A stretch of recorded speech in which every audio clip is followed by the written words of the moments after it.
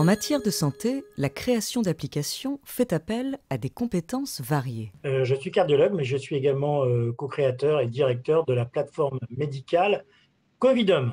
Directeur de projet informatique à la PHP et je m'occupe de l'intégration de l'application. Je suis ingénieur de formation et actuellement data scientist pour la plateforme Covidom. Covidom, qu'est-ce que c'est? Covidom, ça a été une application créée en 8 jours par la PHP et surtout l'Union des professionnels de santé libéraux et qui a permis en fait de suivre les patients à domicile pour éviter que les patients, même pas très graves, en fait, aillent aux urgences ou chez leur médecin traitant en risquant d'encombrer le système à un moment où on est face à une nouvelle épidémie et qui peut toucher énormément de gens. Et c'est particulièrement important à l'occasion de l'arrivée de ce nouveau variant. Et en pratique, comment ça marche? Vous allez chez le médecin traitant, il confirme que vous avez une maladie de type Covid.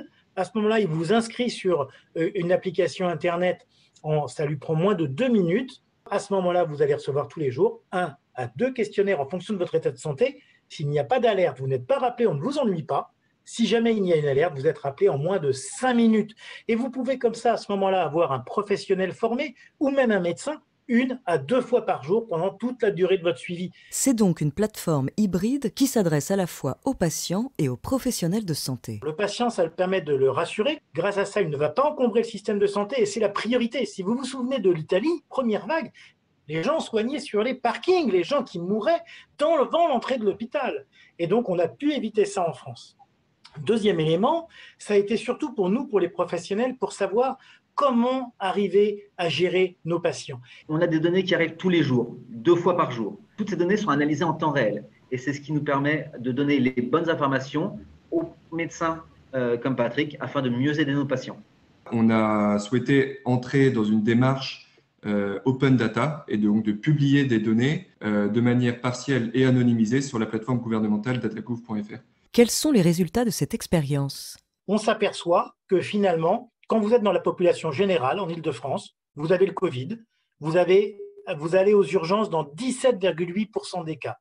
Quand vous êtes suivi par Covidom, vous n'allez aux urgences que dans 1,5% des cas. Vous voyez l'impact pour le service de santé, l'impact aux urgences divisé par 10. Plus de 95% des patients recommandent notre application dans un sondage. Pourquoi? Parce que ces patients sont rassurés, ça baisse leur stress. Ils ont une réponse médicale qui ne va pas être en compétition avec celle de leur médecin traitant, mais finalement en adjonction, en addition. Et c'est ça qui est important. Nous ne remplaçons rien, nous fluidifions tout. Et c'est ça l'intérêt du système. Et vous vous dites, vous êtes chez vous, c'est le confinement, vous vous sentez isolé, stressé, pas bien. Eh bien, Covidom vous rappellera.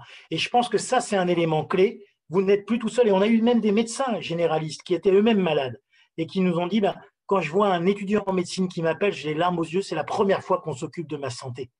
Et donc pour ça, Covidom, c'est une énorme réussite. Quelles sont les clés du succès de Covidom? La grande particularité, c'est qu'on a mis dans notre équipe projet pour développer cette application des gens d'horizons différents. Tout le monde a travaillé 24/24 pour avoir très rapidement une première version. Et cette version, on la faisait évoluer tous les jours, au même titre que quand on a commencé, vous voyez, première réunion le 2 mars. Ouverture de la première plateforme, la première cellule le 9 mars. Vous imaginez en si peu de temps. Et ça a été cette logique de start-up, dont on parle toujours un peu, des fois avec un côté un peu hautain, des fois avec un côté un peu on ne voit pas à quoi ça sert. Et bien ce côté, en fait, d'amitié, j'allais dire de se dire qu'on était tous à la barricade, tous, que ce soit des institutionnels, des ingénieurs, des médecins, il n'y avait plus la caste, le professeur au-dessus, les autres ailleurs. Non, on était tous dans la même galère et ça, c'est une aventure humaine exceptionnelle, exceptionnelle. On a même eu des patients qui sont venus taper à la porte en nous disant « Vous êtes occupé de moi, je voudrais aider. Vous êtes occupé de ma tante, je voudrais vous servir. » Et c'est comme ça que ça a fonctionné. Et c'est grâce à ça qu'on a pu avoir 4000 volontaires formés à la télésurveillance, 4000 en Île-de-France, et qu'on a pu faire face. Et c'est ça qui a marché. Et que quelque part, quand on parle d'intelligence artificielle dans un truc très bizarre, eh bien, il faut se dire finalement, nous, ce qu'on veut, c'est le médecin augmenté. C'est-à-dire le médecin qui se focalise sur le soin et qui sait qui traiter en priorité, qui rassurer en priorité et surtout qu'est-ce qu'il a fait dans la journée. Et après l'épidémie? Alors, évidemment, là, Covidom s'est focalisé sur le Covid. Ça a surtout montré l'intérêt de ce fonctionnement hybride, ingénieurs, data scientists et médecins. Dès à présent, un projet a été déposé par les professionnels libéraux, par l'AP-HP, pour justement utiliser ce qui a été mis en place dans cette architecture sur un nombre incroyable de pathologies, l'ensemble des pathologies, en disant finalement ce qu'il faut créer, c'est une plateforme unique qui permette aux patients d'être dans le même écosystème numérique. C'est-à-dire qu'encore une fois, en partant d'un élément qu'est le Covid, eh bien, ce qu'on espère, c'est changer, et ce dès l'année 2021. Donc, vous voyez qu'on n'est même pas dans le futur, on est dans le présent. La prise en charge, en tout cas en Île-de-France, des pathologies aiguës, respiratoires et chroniques de l'adulte et de l'enfant, également les chimiothérapies et également tout ce qui est la prise en charge autour des chirurgies digestives et orthopédiques. C'est vraiment un monde que je ne connaissais pas du tout avant. Donc c'est très intéressant, je trouve, de pouvoir relier des données médicales, donc c'est-à-dire mettre la data science au service de la médecine et donc des hommes en analysant des données qui ont vraiment du sens dans le but évidemment d'aider ou de sauver des vies.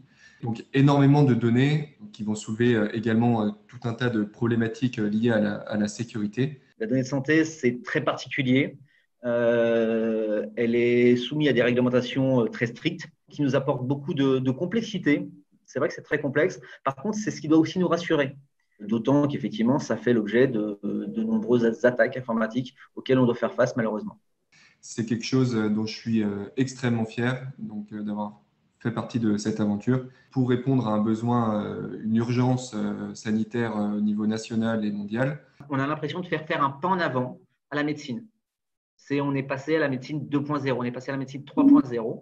Mais est-ce qu'il n'y a pas un risque de perte de contact humain ou de fracture numérique? En fait, on a mis de la substance, on a mis de la chair autour de ce concept. Nous faisons plus confiance aux patients parce que Covidom, c'est d'abord rendre le patient acteur de sa santé, c'est lui qui remplit ses données.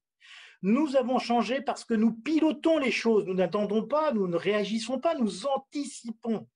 Et voyez, dans Covidom, on a choisi d'avoir juste le contact téléphonique, ce qui finalement peut se faire partout. Et on me dit, oui, mais alors, quand on ne voit pas le patient, est-ce que ce n'est pas une médecine au rabais? J'ai dit, mais non, quand on ne voit pas, on entend mieux, on écoute plus. Et c'est ça la chose importante. Et le but, j'allais dire, de la technique n'est pas de remplacer ce que nous pouvons faire, c'est juste de nous permettre de mieux le faire. Si on n'avait pas cet outil numérique généré par les ingénieurs, généré par les data scientists, jamais nous n'aurions eu assez de professionnels de santé pour rappeler les patients. Ça a permis de mettre en avant notre nécessité de ne plus garder la donnée pour soi, mais justement de la diffuser pour qu'on puisse aller plus vite.